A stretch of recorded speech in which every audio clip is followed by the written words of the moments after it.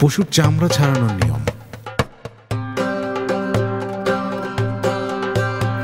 কোরবানির পশুকে কোরবানির আগের রাত থেকে দানাদার খাবার, খড়, ভুসি, ঘাস দেয়া বন্ধ রাখতে হবে। তবে কোরবানির দিন সকালে পশুকে পর্যাপ্ত পরিষ্কার পানি পান করতে দিতে হবে। এতে জবাইয়ের পর চামড়া ছাড়ানো সহজ হয়।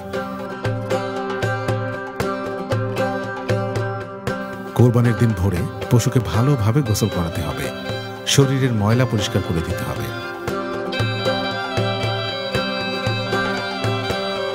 চামড়া ছাড়ানোর জন্য ব্যবহার্য ছুরি অপেক্ষাকৃত কম ধারালো হতে হবে। ধার বেশি হলে চামড়া কেটে যেতে পারে।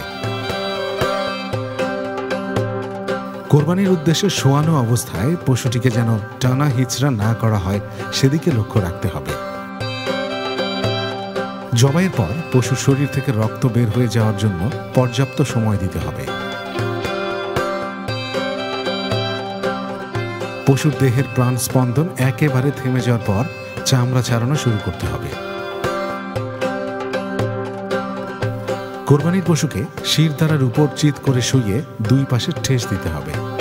এরপর ছুরির মাথা দিয়ে গলার জবাই করার স্থান থেকে গলা, সিনা ও পেটের উপর দিয়ে মালদার পর্যন্ত সোজাভাবে হালকা করে কাটতে হবে।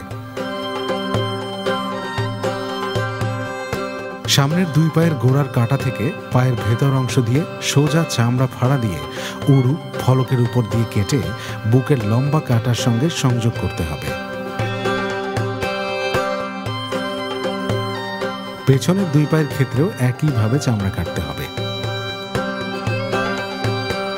পায়ের গোড়া থেকে সম্পূর্ণ পা এবং পেটের চামড়ার কিছু অংশ ছাড়িয়ে নিতে হবে।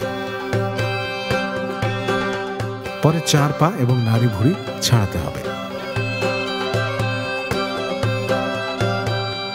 ছাগল ও ভেড়ার চামড়া ছাড়ানোর সময় যদি উঁচুতে কোনো কিছুর সঙ্গে বেঁধে ঝুলিয়ে দেওয়া যায় তাহলে চামড়া ছাড়ানো সহজ ও সুবিধাজনক হবে।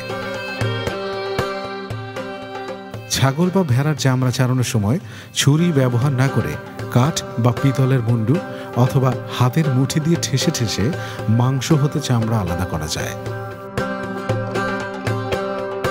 চামড়া প্রস্তুত বা গোশত আলাদা করা সম্পন্ন হয়ে গেলে জবাইকৃত স্থানটি ব্লিচিং পাউডার দিয়ে ঝাড়ু দিয়ে ভালোভাবে পরিষ্কার করুন।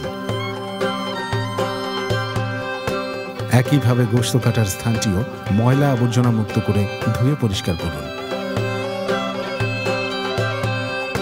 কুরবানির শিং, হাড়, দাঁত ও অন্যান্য উচ্ছিষ্ট যত্রতত্র না ফেলে এক জায়গায় গর্ত করে পুঁতে ফেলতে হবে।